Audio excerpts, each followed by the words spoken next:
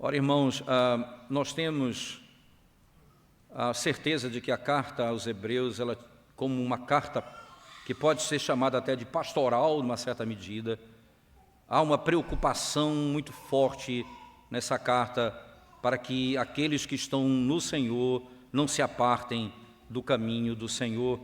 E é o que ele diz exatamente no texto, não é? Para que delas jamais nos desviemos.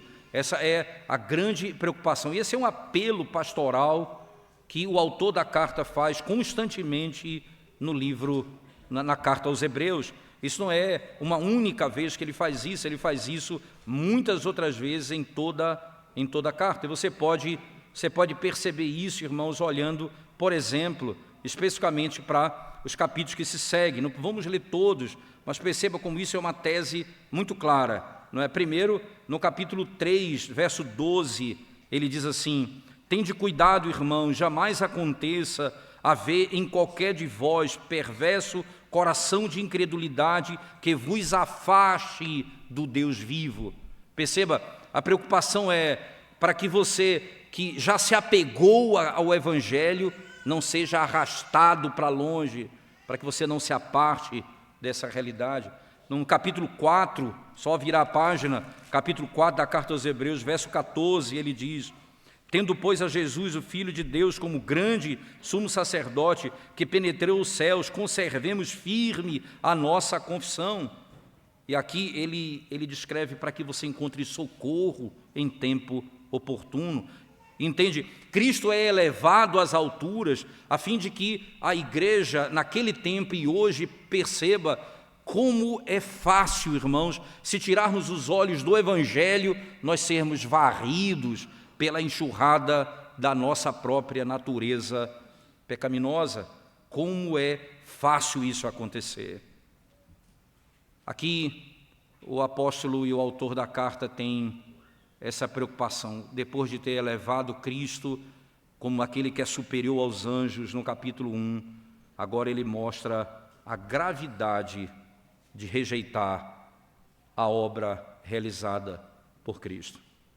A gravidade de rejeitar a obra realizada por Cristo. Nas palavras do próprio autor, tão grande salvação. O perigo de rejeitar tão grande salvação. A carta aos Hebreus, irmãos, não é meramente teórica, mas ela está relacionada ao dia a dia e à vida. Ela é prática e, por isso, ela é séria na sua abordagem. Não é um curso de teologia, é uma carta à igreja que visa, depois do ensino, aplicar. A doutrina cristã que é apresentada à mente e à vontade, irmãos, e recebida pela fé, ela é provada pela experiência e pelo dia a dia. Eu vou repetir: a doutrina cristã que é apresentada à mente e à vontade é recebida pela fé e provada pela experiência. A fé salvadora, irmãos, não é uma fé meramente especulativa. Ela governa a nossa vida inteira. Ela governa toda a nossa vida. Quando é tirado a honra de Cristo, quando não se conhece a pessoa e a obra dele, e quando nós facilmente somos levados para longe do Senhor, nós provamos a gravidade de não entendermos a doutrina que é para ser vivida como o Senhor requer de cada um de nós. Cristo é incomparavelmente superior a todos os outros irmãos, aos anjos, aos profetas, aos líderes de Israel, aos sacerdotes. Ele é superior em tudo, a todos eles. Ele é superior aos apóstolos, ele é superior aos profetas como um todo. Ele é o Salvador, ele é o Senhor, ele é Deus. O Evangelho de Cristo Jesus, como você percebe na Escritura, ele se mantém de pé sozinho, porque ele é singular, ele é único, nada se compara a ele. Não há, irmãos, debaixo da terra, debaixo do sol, nenhum outro nome a quem nós devemos buscar a salvação, a não ser Jesus Cristo. E para que os ouvintes da carta fossem animados a ouvir o Evangelho, ele diz o seguinte, irmãos: não é porque você despreza o pregador ou a mensagem, é porque você despreza Cristo, e se você desprezar Cristo, você está condenado certamente. O Senhor manifestou sua graça, enviando o seu Filho ao mundo para redimir essa humanidade caída. Nós estamos debaixo de uma obrigação moral de ter e prestar atenção à proclamação desse Evangelho. O mínimo que é requerido: Deus enviou o seu Filho para salvar o mundo do pecado.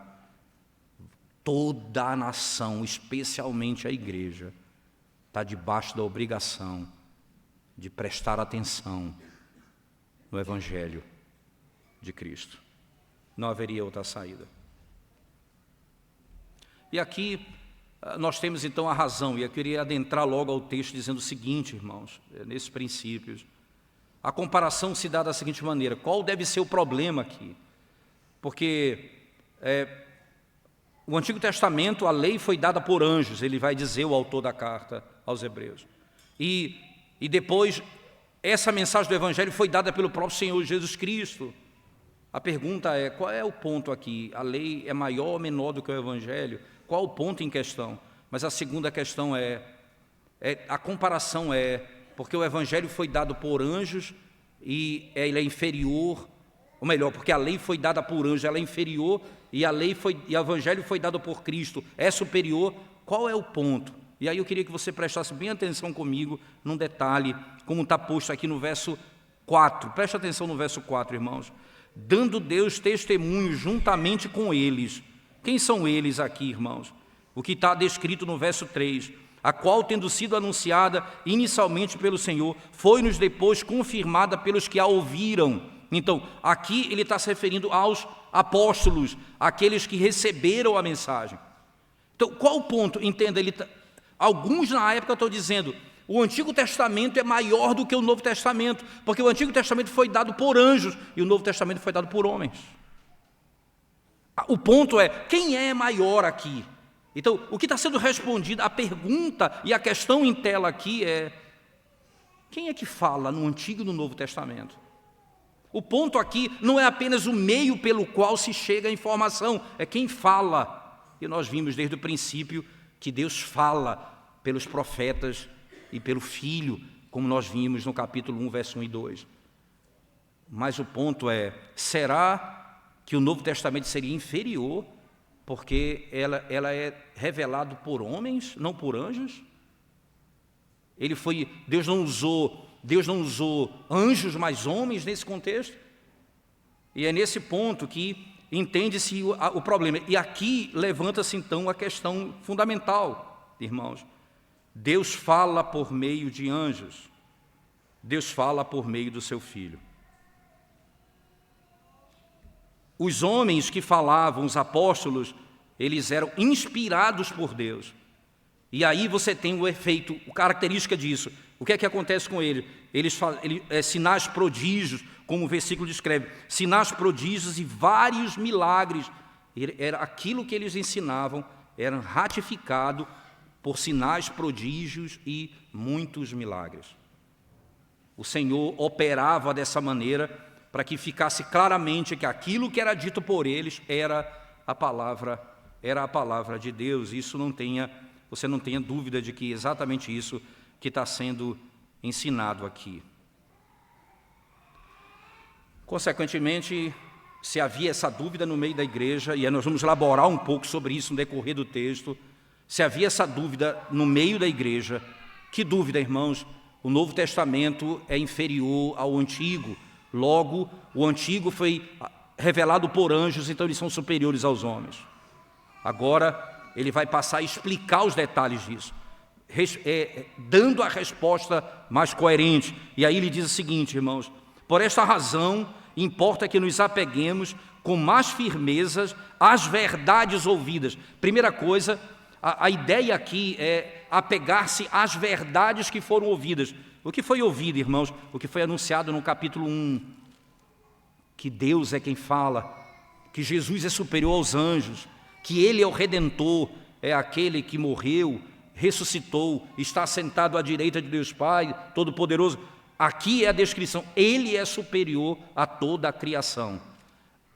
Então, se Ele não é apenas o que fala, mas aquele que operou a redenção, se vocês não se apegarem com firmeza a essas verdades ouvidas, vocês vão ser arrastados para longe. Vocês ouviram e vocês devem se apegar a elas. E aqui entra um elemento importantíssimo na vida cristã, irmãos, que é o uso dos meios que Deus nos deu. Ora, não é apenas vir ao culto, não é apenas assentar-se para ouvir a pregação, e não é apenas cultuar ou cantar, é usar os meios para o bem da sua própria alma. É mais ou menos, irmãos, é como se você imaginasse como no Evangelho de João havia uma piscina, um poço, em que aquele que naquele tempo entrasse naquele poço, o anjo vinha e curava. A pessoa sabia que ali havia cura, ela chegava perto da piscina e deitava, e não fazia nada. É mais ou menos isso. Ela não está preocupada com aquilo que eu vou receber, com aquilo que eu vou ganhar. Então, a pessoa chega na casa de Deus, ela apenas está aqui para ouvir a pregação, participar dos sacramentos, mas ela não faz uso disso para a sua própria vida. Ela não faz uso dessas verdades para a sua própria vida. Ela não se apega a essas verdades como anunciada pelo próprio Deus. É como se nós tivéssemos, irmãos, eu sei que a palavra salva, eu sei que o Senhor nos conforta pelo sacramento e nos fortalece. Eu chego, me sento, e o meu coração está longe de tudo isso. O autor diz: por esta razão importa que nos apeguemos com mais firmeza às verdades ouvidas. Porque é com a palavra que o nosso coração vai ser mortificado, irmãos, que a nossa soberba é destruída, que a nossa esperança humana ela é desencorajada e nossa confiança em Deus ela é elevada. É no culto público, é na comunhão dos santos que nós somos fortalecidos. E quando não fazemos isso, então nós somos tomados, irmãos, pela malícia do nosso coração, pela soberba, pela arrogância, pela maldade. E logo, logo, nós somos arrastados para fora da presença de Deus. A preocupação do autor é: apeguem-se diante do que vocês ouviram a essas verdades, para que delas jamais se desviem. Só tem uma maneira de eu não me desviar dessa verdade: se eu me apegar a ela. Se eu me apegar a ela. Ainda o texto nos remete, no segundo momento, ele diz assim: se, pois, se tornou firme a palavra falada por meio de anjos, e toda transgressão ou desobediência recebeu justo castigo, aí no verso 3a, como escaparemos nós se negligenciarmos tão grande salvação? Como escaparemos se negligenciarmos tão grande salvação? Quando você olha para esse texto, aparentemente dá a impressão que o Antigo Testamento ele é inferior em termos de doutrina ao Novo Testamento. Entenda isso, irmãos, tanto no Antigo quanto no Novo Testamento. Existem indicações de que os anjos foram tratados como parte da entrega da lei de Moisés. Quando você vai para Êxodo no capítulo 19, Êxodo no capítulo 20, e você lê lá aquele registro Em nenhum momento naqueles 2 capítulos há a impressão de que os anjos, que havia a presença de anjos ali. Mas quando você vai para Deuteronômio, quando Moisés está recontando essa história, em Deuteronômio, no capítulo 33, você vai encontrar a seguinte declaração.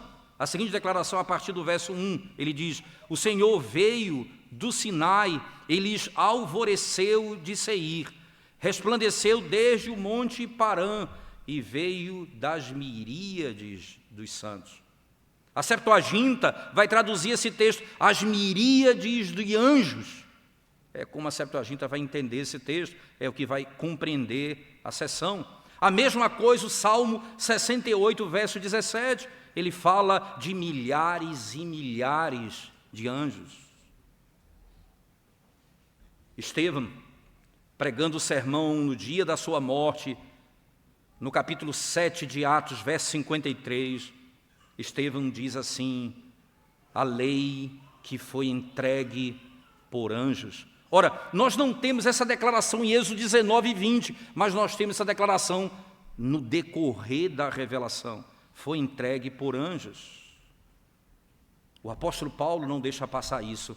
Em Gálatas, no capítulo 3, verso 19, o apóstolo Paulo diz exatamente isso, irmãos, em Gálatas 3,19, que pois a razão de ser, qual pois a razão de ser da lei? Foi adicionada por causa das transgressões até que viesse o descendente a quem se fez a promessa. E foi promulgada, diz Paulo, por meio de anjos, pela mão de um mediador. Quem é o mediador? Moisés. Foi promulgada por quem? Paulo diz em Gálatas, por meio de anjos, é o que o texto diz.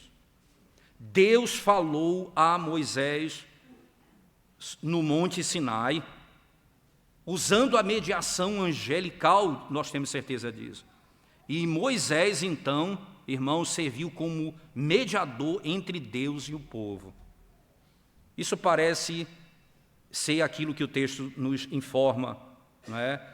Isso parece ser aquilo que o autor da carta aos Hebreus está nos dizendo. A referência, então, a anjos, não é? Ela não parece, ela é, vamos chamar assim, de alguma maneira, ela pode parecer acidental, mas não é. Ela tem um propósito muito claro. O nosso autor da carta aos Hebreus já evidenciou e demonstrou a inferioridade dos anjos em relação a Cristo. Mas agora ele diz, a lei falada pela mediação de anjos no Sinai. Pela mediação de anjos no Sinai. E aí o ponto é o que o verso 2 diz: se pois se tornou firme a palavra falada por meio de anjos, e toda transgressão ou desobediência recebeu justo castigo, não é? Então o argumento é esse, irmãos. Se sob Moisés a lei se manteve firme e suas penalidades foram reforçadas naqueles que deliberadamente ou através da negligência quebraram seus preceitos, não é?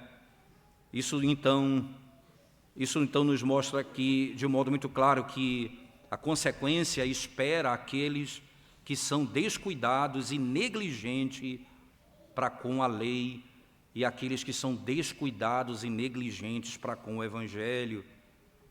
E aí ele diz: nós como escaparemos de tão grande salvação? Se rejeitarmos tão grande salvação, como escaparemos do juízo de Deus?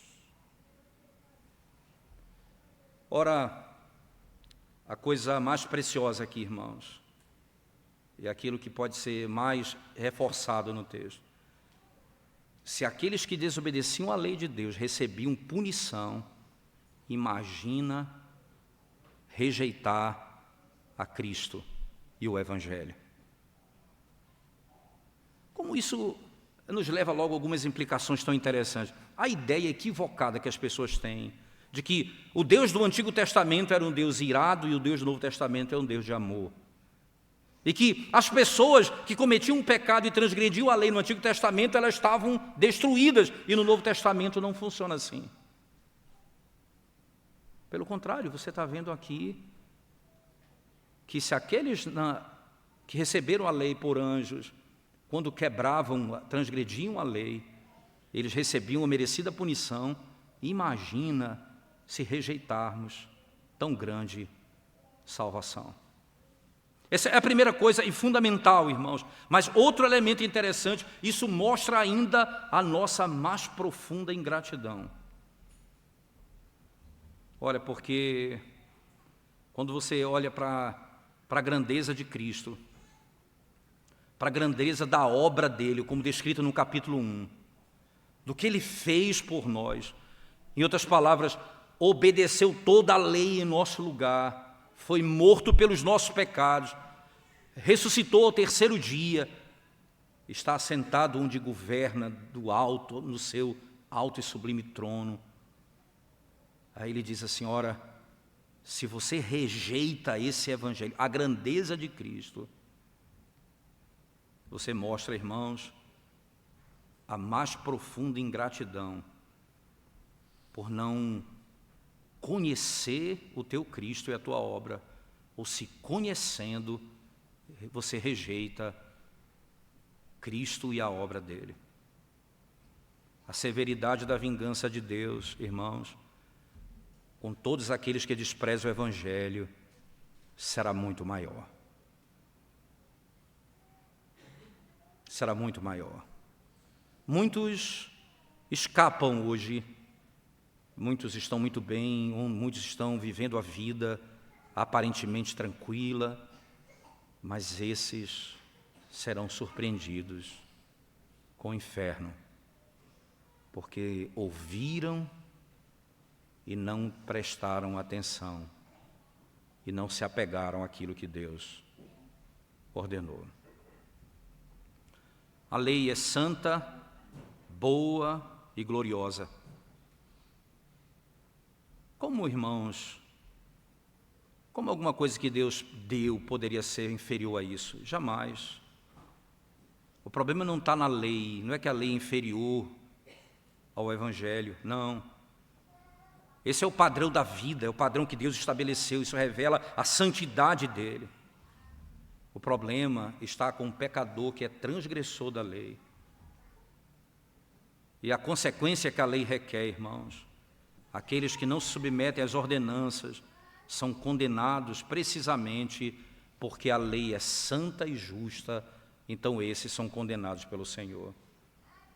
A glória da lei é completamente,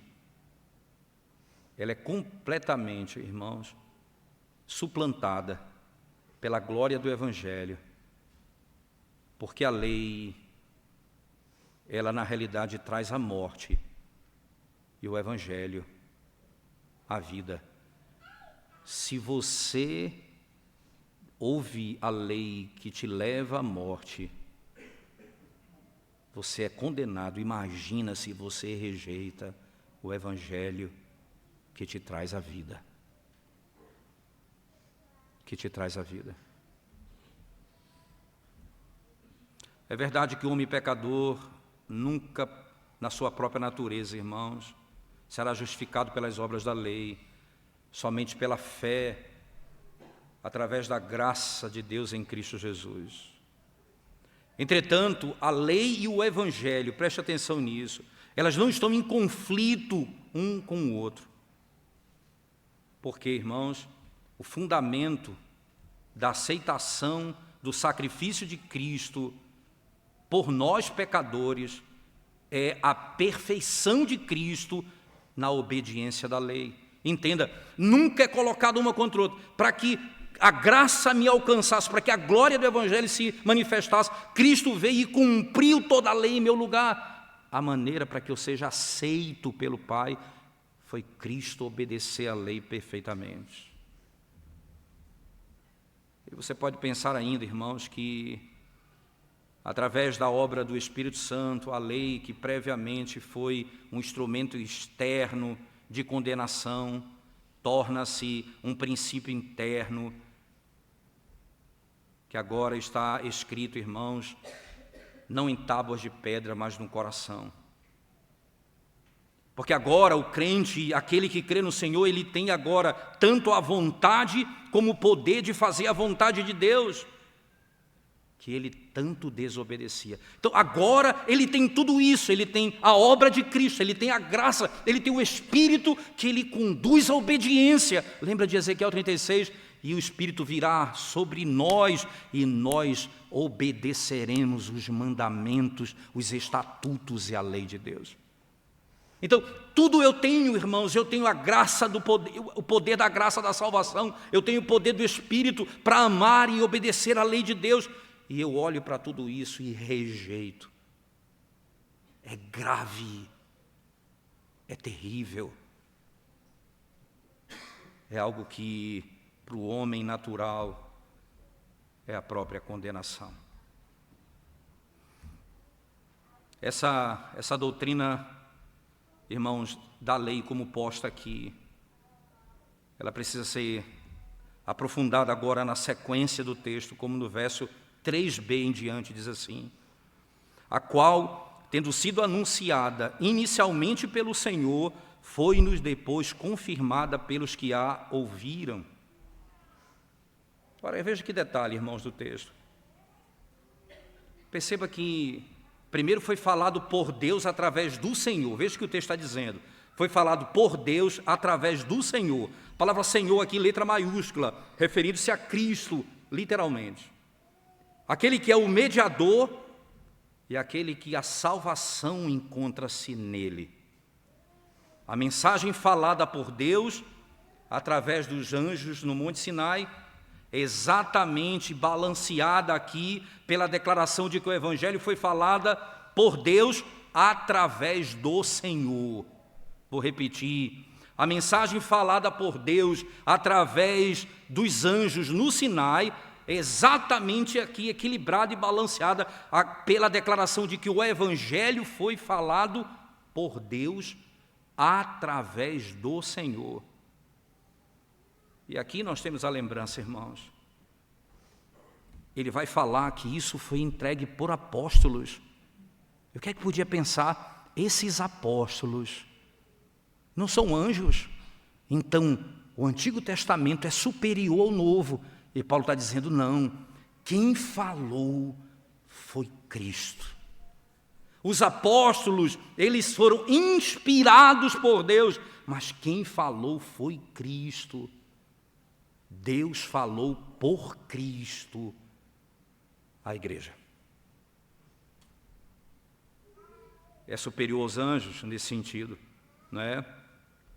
Então, esse entendimento que pode ser a razão dessa informação está aqui, irmãos, ela é corrigida pela declaração de que, embora os evangelistas, os apóstolos aqui fossem homens, e fossem eles que tivessem trazido a mensagem, o verdadeiro mediador da mensagem é o próprio Filho. É por isso que ele vai balancear. Deus falou por anjo, Deus falou pelo Senhor. Deus falou por anjo, Deus falou pelo Senhor. E aqui nós podemos ter a certeza de que há uma verdade inequívoca. Enquanto a mensagem da salvação foi trazida aos hebreus, irmãos, pelo testemunho de homens, a fonte dessa revelação foi o próprio Senhor, que é maior do que os anjos, que é maior do que os anjos.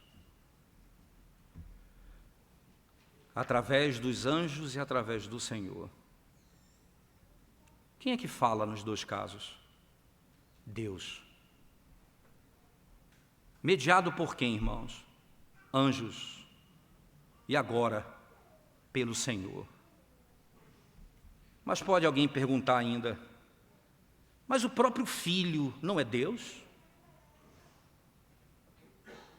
E não é indicado isso pelo fato da palavra Senhor, é o termo grego Kyrios, que significa literalmente Senhor, que é o nome usado no Antigo Testamento, na tradução da Septuaginta.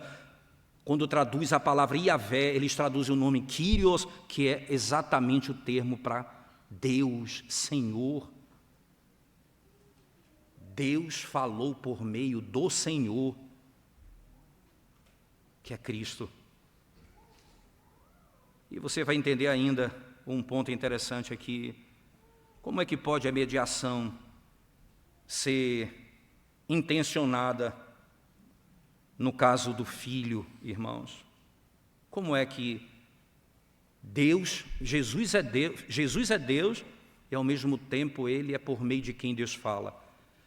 Porque aí você tem a beleza, a verdade que nós já citamos aqui outras vezes, mas não é desnecessário repetir.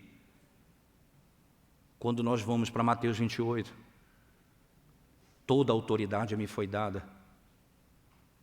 Quem é Jesus que ressuscitou dentre os mortos? Ele é Deus. Ele tem toda a autoridade como Senhor, como Criador. Que autoridade que Ele não tinha de governar a igreja? Toda a autoridade me foi dada nos céus e na terra. Ide por todo o mundo, fazei discípulos, batizando-os em nome do Pai, do Filho e do Espírito Santo, ensinando-os a guardar tudo o que eu vos ordenei. E eu estarei convosco todos os dias até a consumação dos séculos. Aqui, então, eu tenho a declaração, irmãos, de que Ele, como Deus, Ele é Senhor do universo, mas como mediador, Ele é Senhor da igreja. Paulo diz isso lá em Efésios capítulo 1, ele diz, depois de ter ressuscitado dentre os mortos, ele se assentou nas alturas, e depois de ter cumprido tudo, diz Paulo, Ele foi dado à igreja. Ele foi entregue à igreja. Cristo verdadeiramente é o Filho divino, é o único Filho de Deus. Mas Ele é também o Filho encarnado, que se fez homem. Ele é verdadeiro homem e verdadeiro Deus. A mediação do Filho, que é verdadeiramente Deus, depende na sua encarnação, irmãos. Veja, a mediação depende da sua encarnação, que o torna verdadeiramente homem. Um anjo não é Deus, nem é homem. E qual o problema que está sendo resolvido aqui? Os céus e a terra se separaram. Em Cristo, os céus e a terra se reuniram. Houve a reconciliação entre Deus e os homens.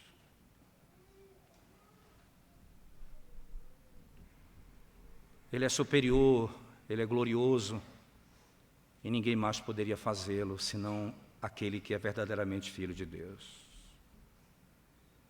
Os anjos, como diz Hebreus 1,14, não são todos eles espíritos ministradores enviados para serviço a favor dos que hão de herdar a salvação? Eles são servos. A qualificação mediatorial, irmãos do Filho, entretanto, é infinitamente superior à dos anjos. A dos anjos. Por ser Ele Deus e homem verdadeiramente.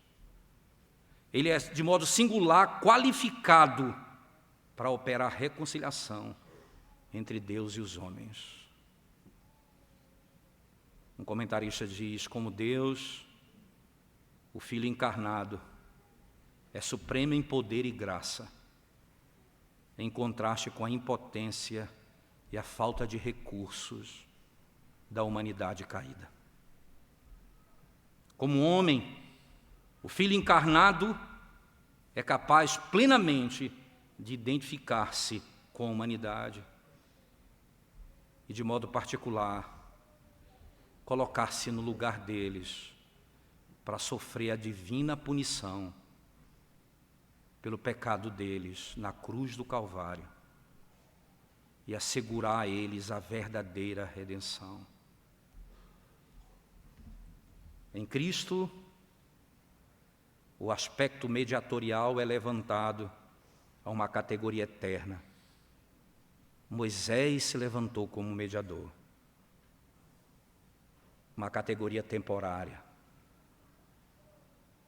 Um dia, Deus ouviu as súplicas de Moisés para que Israel não fosse destruído. Mas naquele mesmo dia, ele tentou dizer, se o Senhor não perdoar o pecado do povo, risca o meu nome do livro da vida. o Senhor disse: Moisés, a alma que pecar, essa morrerá. Você não é o mediador por quem o sacrifício perdoa o pecado do povo. Então surge o mediador perfeito, eterno, extraordinário, glorioso, irmãos, onde ele vai construir essa ponte entre os céus e a terra, causado pela rebelião do homem contra a soberania do seu Criador. Então, perceba, irmãos, que as boas novas de salvação derivam do Senhor, cujo aspecto mediatorial é absolutamente outro, distinto dos anjos. Agora veja, e ele usou os evangelistas, os apóstolos, para proclamar essa verdade. Mas quem falou foi o Senhor. Entenda, os próprios apóstolos vão fazer menção disso. Eles vão falar e vão voltar a Cristo. Eles vão começar dizendo: porque eu ouvi de Cristo, eu ouvi de Cristo. Ora, Paulo vai instruir sobre a ceia do Senhor e diz: o que eu recebi do Senhor, eu também vos entreguei. Ele ouviu primeiro do Senhor, foi Ele que falou a eles. Lembra que ele disse lá em Mateus 28, vocês vão ensinar para que eles obedeçam tudo o que eu vos ordenei. E ele disse ainda: quando eu for, o Espírito virá, porque ainda tem coisas para lhes dizer que ainda vocês não podem suportar, mas o Espírito falará, porque ele falará a vocês o que ouviu a meu respeito. É o Senhor falando por meio deles. Gloriosamente, irmãos, gloriosamente. Você não ter dúvida quanto a isso, por favor, no livro de Atos, no capítulo 10, sem desmarcar o texto de Hebreus, Atos capítulo 10, no verso 36 em diante, o apóstolo diz assim, Atos 10, 36 em diante. Aqui Pedro fala, veja, irmãos, o texto, verso 36 em diante. Esta é a palavra que Deus enviou aos filhos de Israel, anunciando-lhes o evangelho da paz por meio de quem, irmãos? De Jesus Cristo. Esta é a palavra que Deus enviou aos filhos de Israel, anunciando-lhes o evangelho da paz por meio de Jesus Cristo. Este é o Senhor de todos. Senhor de todos. Um comentarista cita Irineu de Lyon. Irineu de Lyon viveu, irmãos, com Policarpo, o pai da igreja. Policarpo foi martirizado em 155 ou 156 da era cristã. Policarpo andou com João, o apóstolo. Andou com João, o apóstolo. E você sabe, irmãos, o que foi que Irineu disse acerca dessa história? Ele diz assim: lembre-se dos acontecimentos daquela época lembro-me dos acontecimentos daquela época com mais clareza do que anos recentes. Pois o que os meninos aprendem crescendo com a mente, junta-se àquilo que eles aprenderam na infância. De modo que sou capaz de descrever, diz Irineu, o próprio lugar em que o abençoado Policarpo estava, sentado, enquanto discursava. E suas saídas e entradas, e o modo de sua vida, e sua aparência física, e o discurso dele ao povo, e os relatos que ele descreveu sobre a relação dele com João e com outros que viram o Senhor, e ao lembrar-se das palavras deles, e de que ouviu deles a respeito do Senhor, e a respeito dos seus milagres e seus ensinamentos, tendo-os recebido de testemunhas oculares da palavra da vida, Policarpo relatou todas as coisas em harmonia com as Escrituras. Policarpo não trouxe uma nova tradição, ele relatou tudo o que estava de acordo com as Escrituras. Estas coisas me foram ditas pela misericórdia de Deus, diz Irineu. Eu escutei isso da boca de Policarpo, anotando-as não no papel, mas no coração. E continuamente, diz ele, pela graça de Deus, lembro-me deles fielmente, palavra por palavra. Os apóstolos fazem menção, e os que andaram com os apóstolos fazem menção. Foi Cristo que nos deu essa mensagem. Foi Cristo que nos deu essa mensagem. Ora, meus irmãos, os termos aqui utilizados por meio dessas palavras são gloriosas. Perceba, por favor, na sequência do capítulo 2, na conclusão, e ele diz assim: dando Deus testemunho juntamente com eles, por sinais, prodígios e vários milagres, e por distribuições do Espírito Santo, segundo a sua vontade.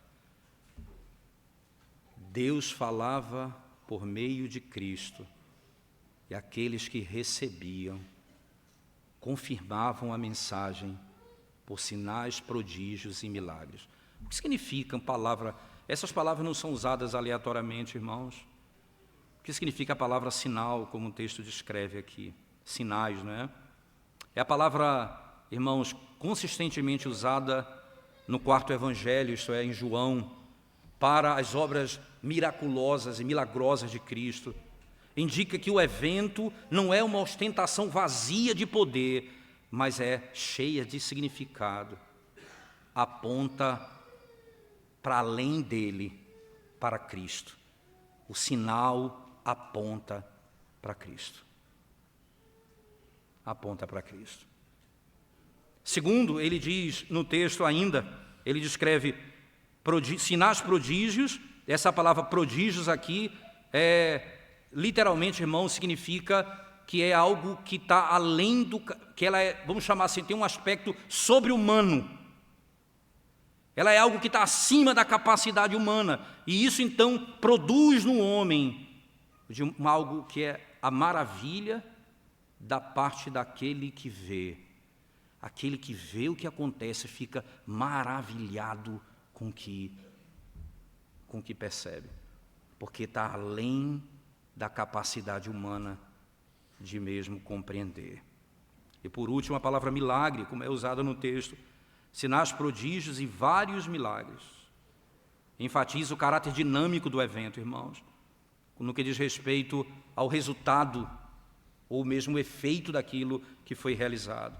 A menção aqui, irmãos, a vários milagres, indica a diversidade dessas poderosas manifestações, vários tipos de milagres.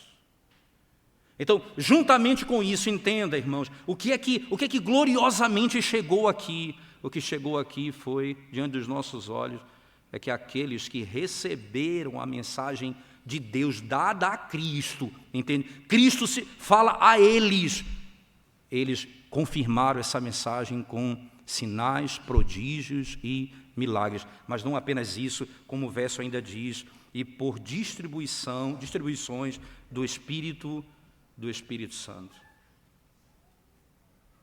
Você vai encontrar, irmãos, por exemplo, em Gálatas, no capítulo 3, verso 5, as palavras do apóstolo Paulo são essas: aquele, pois, que vos concede o Espírito e que opera milagre entre vós, porventura o faz pelas obras da lei ou pela pregação do Evangelho, diz o apóstolo Paulo, Gálatas 3, 5. Isso aqui aponta para o fato de que havia aqui uma maneira que era havia uma corroboração entre eles, irmãos. Havia ali algo que trabalhava conjuntamente. Sinais, prodígios e milagres acompanhava a obra do Espírito nesses termos, que significa vários milagres e por distribuições do Espírito Santo. O que é que eu devo esperar hoje na igreja? Qual é a grande bênção que a igreja deve buscar, irmãos? Nós temos a palavra que nos foi entregue. É o Espírito que ilumina a nossa mente para confiarmos nessa palavra. Não há necessidade de sinais, prodígios e milagres. Não que Deus não possa fazer milagre hoje, nem possa fazer coisas extraordinárias. Não é esse o meu ponto. É que não entra mais na função de corroborar a mensagem, porque toda a mensagem foi entregue. Toda a verdade foi entregue. Se você acha que ainda tem sinais, prodígios e milagres dessa maneira, então você está dizendo que o que Cristo nos deixou não é suficiente. E você então está indo além daquilo que o autor da carta aos Hebreus diz. Nesses últimos dias, ele nos fala pelo seu Filho. Pelo Filho, por mais ninguém. Por mais ninguém. E aqui, então, vem o maior de todos os milagres. Eu volto a citar outro pai da igreja, Crisóstomo, nesse caso. Ele diz que isso depende da sabedoria e da vontade de Deus, fazer como Ele quer, no tempo que Ele quer. Mas é certo, é verdade, irmãos, que todas essas coisas passaram. Nós não esperamos isso mais no culto público, porque temos a palavra. O que nós pedimos é que o Espírito fale ao coração da igreja. Mas aí vem outro ponto. Crisóstomo vai dizer, existe um outro dom, maior até do que o poder de ressuscitar mortos, maior até do que o poder de fazer cegos enxergarem. O melhor de todos, diz ele, o caminho mais excelente, o amor. É interessante que na primeira carta de Paulo aos Coríntios, ele está discutindo esse tema lá no capítulo 12, a primeira carta de Paulo aos Coríntios, capítulo 12, por favor, irmãos, verso 31. Primeira carta de Paulo aos Coríntios, capítulo 12, verso 31.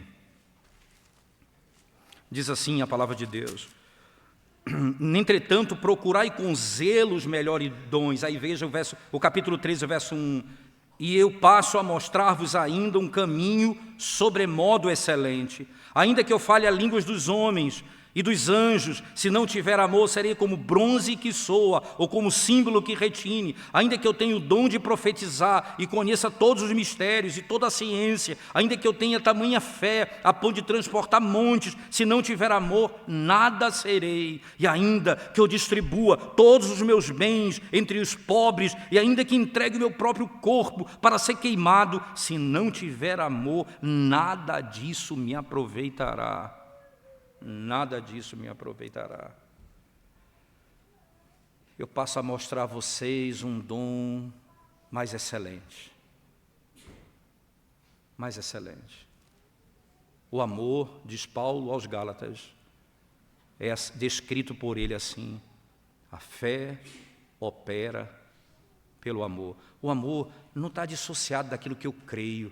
Eu sou salvo pela fé. Mas porque eu creio, eu vivo de acordo com aquilo que eu creio. O amor é viver segundo a fé. A fé opera pelo amor.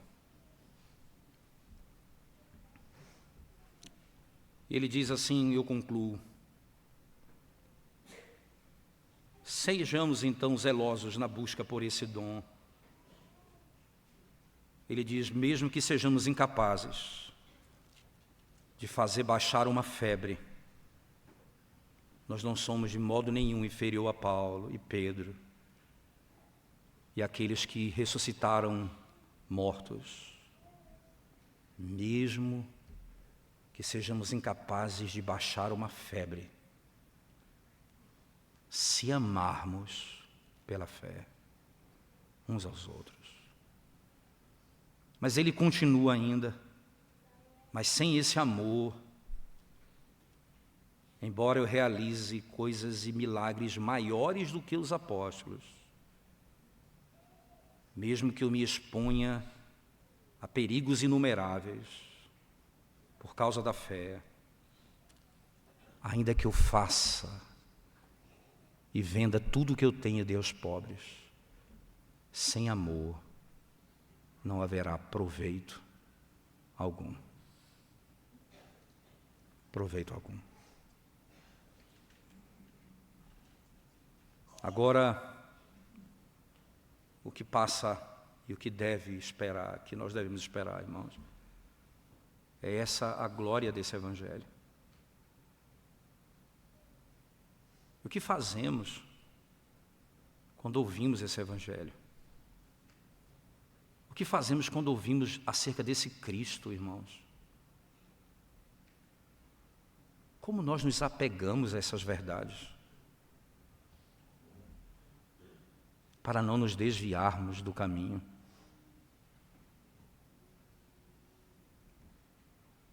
Como é fácil.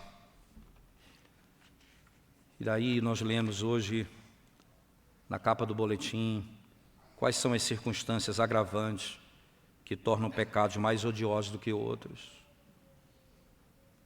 Grande pecado. Segunda razão. A segunda razão das pessoas ofendidas, se as ofensas forem diretamente contra Deus, seus atributos, o culto a Ele, contra Cristo, a sua graça, contra o Espírito Santo, seu testemunho e operações.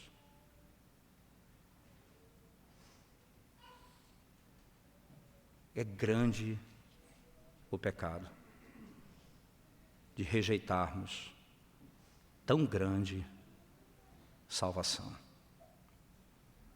Tão grande salvação. Você que está sem Cristo hoje, esta é a sua situação. O estado que você se encontra é de grande perigo. Venha a Cristo hoje, converta-se, abandone os seus pecados, suplique a misericórdia dEle, clame, Ele é cheio de misericórdia. Você que está firme em Cristo, você não se dedica em conhecer o teu Salvador, você não estuda sobre a obra e a pessoa dEle, desse Evangelho. Você rasteiramente sabe alguma coisa e tão facilmente, mas eu não sou arrastado por doutrina. E os pecados que te levam para a morte e te arrastam para longe? O que é exatamente isso? Senão o fato de você não entender a glória desse Evangelho. Vamos orar ao Senhor nesse momento, irmãos. Nós te exaltamos, ó Deus, Deus bendito e poderoso, porque podemos hoje mais uma vez, ó Deus, olhar para a Tua Palavra e ver desnudado o nosso coração, a nossa alma, e nós suplicamos socorro a Ti, ó Deus, tem piedade de nós. Ajuda-nos pelo amor do Teu nome. Tanto aqueles que não Te conhecem, corram hoje para Cristo em busca de salvação. Se humilhem diante dEle, quanto aqueles que Te conhecem e têm vivido uma vida, ó Deus, sem nenhuma preocupação quanto a isso, descuidados quanto ao conhecimento e ao apegar-se à glória desse Evangelho. Ó Senhor, tem misericórdia de nós. sustenta-nos por tua graça. Certamente ela é a causa, as tuas misericórdias são a causa de não sermos destruídos. Em nome de Jesus nós oramos. Amém.